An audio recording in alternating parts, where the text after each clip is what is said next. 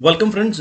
आज मार्केट में एक रिकवरी के साइंस दिखे हैं, बट ये सच है या झूठ इसको समझना बहुत ज़रूरी है। पिछले 3 वेडनेसडे से यही खेल हो रहा है और थर्सडे को मार्केट को गिरा दिया जाता है। दिखाऊंगा वो डेटा भी आपको, समझाऊंगा, समझने की कोशिश कीजिएगा। इसके अलावा 5 EMA में हम कब क्या यूज़ करते हैं वो सिखाने की कोशिश करूंगा। पिछले 2 वीडियोज़ में आपको बताया हाई को कैसे यूज़ करते हैं और लो की स्ट्रैटेजी क्या है। अब ये हाई कब यूज़ किया जाता है और लो कब यूज़ किया जाता है इसको समझने की कोशिश करेंगे और साथ में समझेंगे कि आज का खेल जो है वो सही है या झूठ। Before we start the video I request to go to the disclaimer. जरूरत है तो वीडियो को पॉज कर पढ़ें। देखिए आज जो है बाइंग हुई है FIS के द्वारा भी, इसलिए मार्केट आज ग्रीन में नजर आई। 614 करोड़ की बाइंग फॉरेन इंस्टीट्यूशनल इन्वेस्टर ने करी है, जिन्होंने कि कल 495 करोड़ की सेलिंग करी थी और वैसे भी पूरा महीना सेलिंग में ही है। और अगस्त महीने की बात करें तो 12,707 करोड़ का माल बेच चुके हैं। वहीं अगर DIS डोमेस्टिक इंस्टीट्यूशनल इन्वेस्टर की बात करूं तो इन्होंने आज फिर माल खरीदा 125 करोड़ का, और ये खरीद रहे हैं जब जब FIS बेचते हैं तभी खरीद रहे हैं। और 533 करोड़ की बाइंग इन्होंने कल करी थी, आज 125 करोड़ की करी है, जो कि कम है बट अभी भी बाइंग में है। वहीं अगर मंथली की बात करूं तो DIS जो है 10,530 करोड़ का माल खरीद चुके हैं। वहीं अगर ईयरली बात करूं तो दोनों के दोनों FIS एंड DIS बाइंग में है। 94,400 करोड़ से ज्यादा की बाइंग DIS ने करी है और FIS ने बाइंग करी है 13,086 करोड़ से थोड़ी ज्यादा। दोनों का मिलाकर बोलूं तो 1,07,000 करोड़ से ज्यादा की बाइंग हो रखी है दोनों के द्वारा, और इसलिए मार्केट में स्ट्रेंथ है, इसलिए बार बार बोल रहा हूं। अगर आप इन्वेस्टर हैं तो ये अच्छे शेयरों को पकड़ना, बाय करना का टाइम है। धीरे धीरे मार्केट नीचे बहुत ज़्यादा नहीं जाने वाली है, और अभी जो गिरते हुए टाइम पे खरीदे जाएं शेयर वही होते हैं जो प्रॉफिट दें, वरना रिटेल हमेशा टॉप पे खरीदता है, टॉप पे बाइंग का टाइम नहीं होता। ऐसे ही अपॉर्चुनिटीज को यूज कर बाइंग करनी होती है।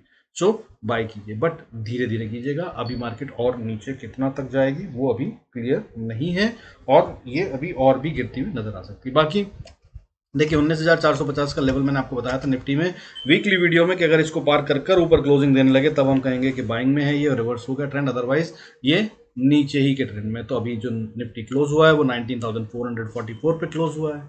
47 पॉइंट्स का हालांकि गेन है आज, जो कि 0.25% बनता है, बट फिर भी अभी 450 के नीचे ही है। लेकिन बाइंग बहुत मजबूत थी आज, चौतरफा बाइंग थी, सारे सेक्टरों में बाइंग हो रही थी और सारे शेयर जो हैं स्ट्रांग वाले बढ़ते हुए नजर आए। जो निफ्टी की वैल्यूएशन में असर डालते हैं वो भी, और स्मॉल कैप मिड कैप भी, और निफ्टी 150 और 500 सब बढ़ते हुए नजर आए। इस तरह से मार्केट में स्ट्रेंथ तो दिखी है, लेकिन ये पिछले विटनेसडेज को जैसे इन्होंने बाइंग कर कर फिर अगले दिन बेचा था माल, क्या ये यही करने वाले हैं वो समझना होगा। बाकी चलते हैं, मैं वो डेटा दिखाऊंगा आपको पिछले कब कब किस वेडनेसडे को उन्होंने क्या करा है। उससे पहले समझ लेते हैं कि आज जो हुआ वो क्या था। देखिए आज 1205 शेयर बढ़ रहे थे सेंसेक्स में और 826 शेयर गिर रहे थे, जो कि एक पॉजिटिव स्ट्रेंथ, पॉजिटिव रेशो है बाइंग और सेलिंग की। तो 1205 के अगेंस्ट 826 शेयर गिर रहे थे, दैट इज स्ट्रेंथ। वहीं वॉलेटिलिटी इंडेक्स आज फिर कूल ऑफ होता हुआ नजर आया, बहुत कम हुआ है लेकिन 11.73 पे, दैट इज 0.17% का डिप है, ये भी एक स्ट्रेंथ है। बैंक निफ्टी बहुत स्ट्रांगली ऊपर गया आज, 485 पॉइंट्स का अपमूव दिखाया, 44,479 पे क्लोज हुआ है, that is also a strength. और अगर बात करें इसके अलावा जो मैं आपको बोल रहा हूँ हर वेडनेसडे को ये क्या करते हैं, तो आइए आपको डेटा दिखाता हूँ।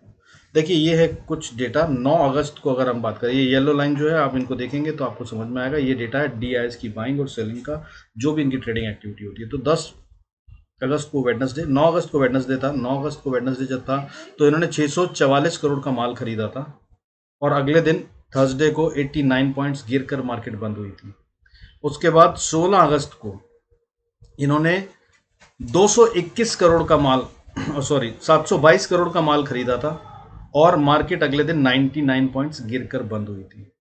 अब आ गया है 17 अगस्त का डेटा। 17 अगस्त की हम बात करें तो 99 पॉइंट्स गिरा था। अब आ गया 23 अगस्त, सॉरी माय अपोलॉजीज, आज इन्होंने खरीदा है फिर से 614 करोड़ का माल।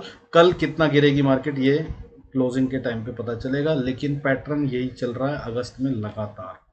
ठीक है, वेडनेसडे को ये बाय करते हैं, जिन कुछ चीज़ों को ये बाय करते हैं उन्हीं चीज़ों को ये बेचते हुए नजर आते हैं। वहीं अब अगर आपको दिखाऊं कि किन किन शेयरों में बाइंग थी, तो देखिए आज ये हैं टॉप कॉन्ट्रीब्यूटर्स। तो आज इन्फोसिस में बढ़त थी, सब में बहुत छोटी छोटी बढ़त है। ठीक है, इन्फोसिस में बढ़त थी 0.30% की, रिलायंस में 0.11% की, HDFC बैंक में 0.25% की, ICICI बैंक में एक अच्छी बढ़त थी 1.56% की।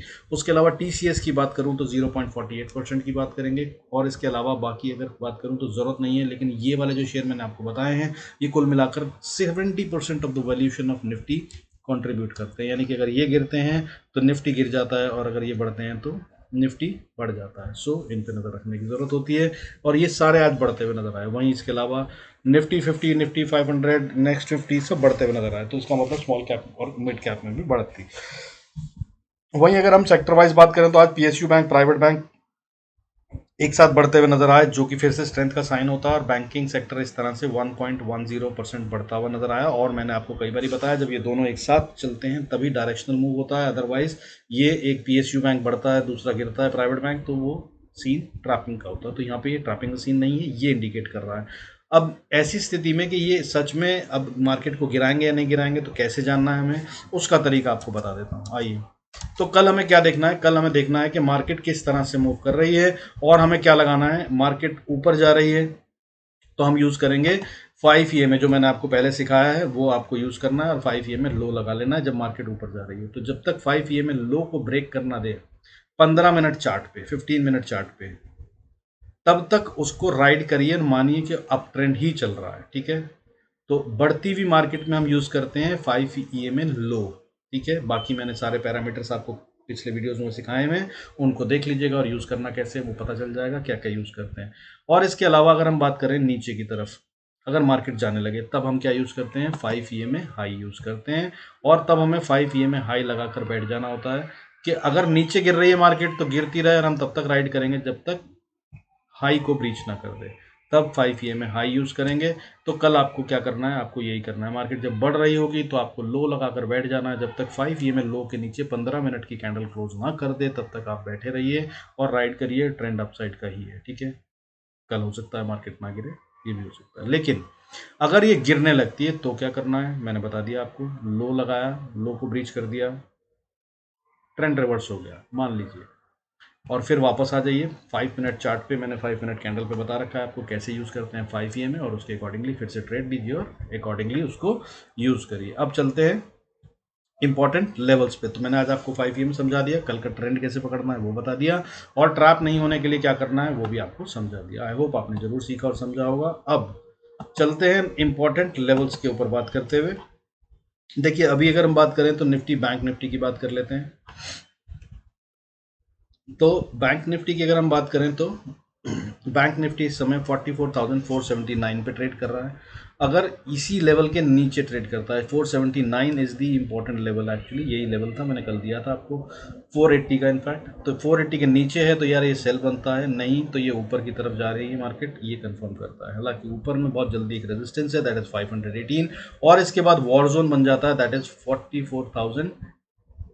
44,570 से लेकर 44,610 का लेवल, इसको पार करना मुश्किल होगा बैंक निफ्टी के लिए। लेकिन यहाँ पे बुल्स एंड बियर्स की फाइट होगी। वॉर जोन क्या होता है, मतलब यहाँ पर बुल्स एंड बियर्स के बीच में फाइट होती है, ऑप्शंस के अंदर में से प्रीमियम उड़ते हैं, तो यहाँ पर अपना होल्ड नहीं करना चाहिए पोजीशन को, या तो ये एक झटके में पार हो जाए, नहीं तो बाहर निकलिए अपनी जो भी प्रॉफिटेबल पोजीशन है उससे भी, क्योंकि फिर यहाँ पर अब प्रीमियम्स उड़ने शुरू हो जाते हैं ऑप्शंस के, ये पार होने में टाइम लगता है। और इसके बाद अगर ऊपर की बात करूं तो नेक्स्ट लेवल होगा बैंक निफ्टी का 44,700, 700 को पार कर लिया तो फिर 775 और 75 के बाद 44,840 और उसके बाद 44,990 और उसके बाद 45,113 या 45,060 70 से शुरू होकर 45,120 का एरिया वॉर जोन नेक्स्ट वाला, जहां पे बुल्स एंड बियर्स फाइट करेंगे।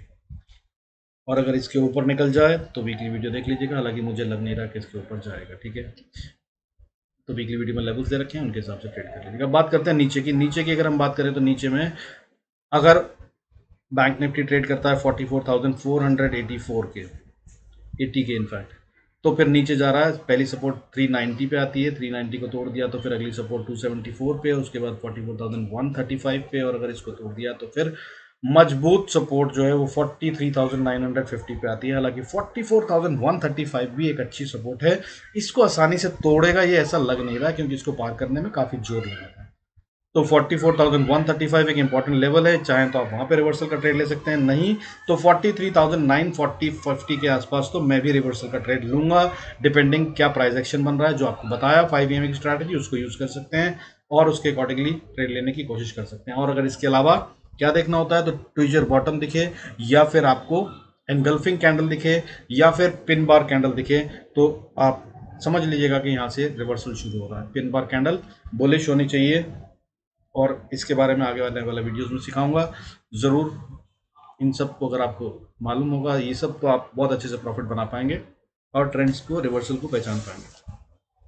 राइट एंट्री बहुत इंपॉर्टेंट होती है। अब चलते हैं निफ्टी के चार्ट पे। निफ्टी में क्या लेवल्स इंपॉर्टेंट है और निफ्टी में हमें क्या करना है। देखिए अगर निफ्टी की बात करूं तो ये बहुत, इसका डेली कैंडल देखें तो ये डोजी बैंड बना हुआ, ठीक है। डेली कैंडल अगर आप देखें तो आपको ये दिख पा रहा होगा, ये एकदम डोजी कैंडल है। डोजी कैंडल का मतलब होता है इंडिसाइसिव। हालांकि नीचे का विक बहुत लंबा है। अगर आपने मेरा कैंडलस्टिक वीडियो नहीं देखा तो जरूर देख लीजिएगा, बहुत आसानी से समझ में आएगा। कोई नाम याद करने की जरूरत नहीं, कोई डोजी एनगल्फिंग पैटर्न क्या क्या होते हैं कुछ याद करने की जरूरत नहीं, सिर्फ कैंडल देख के समझ में आता है। तो यहाँ पर देखिए एक बहुत स्ट्रॉन्ग नीचे का विक है जो ये साफ बताता है कि नीचे से बाइंग प्रेशर था। बहुत कोशिश करी सेलर्स ने नीचे ले जाने की, पिछले दिन के लो को तोड़कर नीचे ले गए, लेकिन उसके बाद भी ये वापस ले गए और उसके बाद वापस मार्केट को नीचे नहीं ले जाया जा पाया। और अब जो क्लोजिंग हुई है वो कल के हाई के जस्ट बराबर में हुई है, which is a sign of strength. But अभी ये है डोजी ही, डोजी का मतलब इनडिसाइसिव होता है। सो कल क्या करेगा ये बताने की बात है, ठीक है। अब चलते हैं लेवल्स की बात कर लेते हैं। इंपॉर्टेंट लेवल्स की अगर हम बात करें तो देखिए ऊपर अगर जाना है, निफ्टी 50 स्पॉट की बात कर रहे हैं तो 19,400 20-30 का एरिया है, इसके ऊपर ही ट्रेड करना होगा। इसके नीचे चला गया तो ये स्ट्रेंथ जो अभी तक दिख रही थी ये गई, मान लीजिएगा। बाकी मैंने आपको जो सिखाया अभी वीडियो में पीछे 5 EMA और 15 मिनट कैंडल कैसे यूज़ करना है उसको यूज़ करेंगे तो आपको बाकी पता चली जाएगा। बट इंपॉर्टेंट लेवल्स की बात कर रहा हूँ, 19,400 20-30 का एरिया अगर इसको ऊपर ही रखती है मार्केट प्राइस, इसके ऊपर रहती है तो ये ऊपर जा रही है। तो अगली रेजिस्टेंस जो आएगी वो 19,478 से 80 का एरिया है। इसको पार करना मुश्किल होगा लेकिन इसको पार कर जाएगी अगर ये ऊपर जा रही है और FIs बाइंग कर रहे हैं। और अगर इसको इसको ऊपर कर चली जाती है मार्केट तो फिर अगला लेवल जो है वो 19,530 के आसपास और फिर उसके बाद 19,590 और 19,638 तक मार्केट जाती हुई नजर आ सकती है। निफ्टी की बात कर रहा हूँ, स्पॉट की। हालांकि अगर इसके इस तरह के चलने के साइन दिखें तो बहुत स्ट्रेंथ आ जाएगी, समझ लीजिएगा वीकली वीडियो देखकर, और अच्छे से बाइंग में बैठ जाएगा। लेकिन इससे ऊपर जाती हुई नज़र आ नहीं रही है मुझे भी फिलहाल। ज़रूरत हो तो कल वीकली वीडियो देख लीजिएगा। बाकी टेलीग्राम पे भी आ सकते हैं, अगर मेरी तबीयत ठीक रही तो कल मैं वापस टेलीग्राम पे होपफुली आ जाऊँगा और लाइव ट्रेड करता हुआ नजर आऊँगा।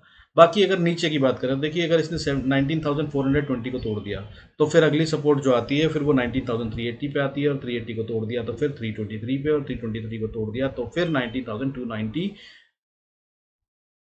पे एक अच्छी सपोर्ट बनती है। यहाँ तक तो निफ्टी फिर आता हुआ नजर आएगा और अगर यहाँ आकर इसने रिवर्सल ले लिया, बाउंस करा तो बहुत अच्छी बात, नहीं तो अगली सपोर्ट जो आती है वो 19,254 पे, यानी कि यहाँ पर आपको मैं क्या बोल रहा हूँ, सपोर्ट पे अपना स्टॉप लॉस छोटा कर लीजिएगा 19,290 के पास और 300 पे कर लीजिएगा इनफैक्ट। और उसके बाद नीचे जाए तो बहुत अच्छा है, तब 254 तक जा रही है और वहाँ तक चली गई तो बहुत बड़ी बात होगी, उससे बाउंस कर लेना चाहिए, रिवर्सल आ जाना चाहिए। नहीं आया तो फिर खतरनाक हो जाएगी मार्केट, लेकिन इससे ज़्यादा नीचे कल तो नहीं जाती नज़र आ रही है अभी, ठीक है। तो यहाँ तक का गेम है, ज़रूरत हो इससे आगे की कल तो वीकली वीडियो देख लीजिएगा, उसमें लेवल्स दे रखे हैं। With this I conclude this video, thank you so much for staying connected. और बाकी मैं रोज़ जो सिखा रहा हूँ आई होप आप उसका फ़ायदा उठा पा रहे हैं। बहुत आसान तरीके से कैसे ट्रेड लिया जाता है, 5 EMA स्ट्रैटेजी, इतने सिंपल वर्ड्स में शायद ही कोई सिखा सकता होगा। और सच मानिए मार्केट में पैसे बनते हैं सिंपल चीज़ों से, लेकिन उनमें आनी चाहिए आपको परफेक्शन, कब यूज़ करना है, कैसे यूज़ करना है, कैसे यूज़ नहीं करना है, ट्रैपिंग में कैसे फंसते हैं, वो सब मालूम होना चाहिए, जो मैं रोज़ आपको एक एक करके छोटा छोटा लेसन दे रहा हूँ। अगर आप पिछले 3 वीडियो देखेंगे तो 5 EMA के टॉप नॉच बन जाएंगे आप, और अगर आपने वो कर लिया तो आपको बता रहा हूँ आसानी से प्रॉफिटेबल ट्रेडर बन जाएंगे। बाकी 1000 सब्सक्राइबर होने पर और भी बहुत अच्छी अच्छी ट्रेनिंग्स दूंगा, ऐसी चीज़ें जो आपको बड़े बड़े ट्रेनिंग में मोटे मोटे पैसे देकर नहीं मिलती है, वो सब फ्री में सिखाऊंगा। So don't forget to subscribe. With this I conclude this video, thank you so much for staying connected. God bless us all, see you in next video.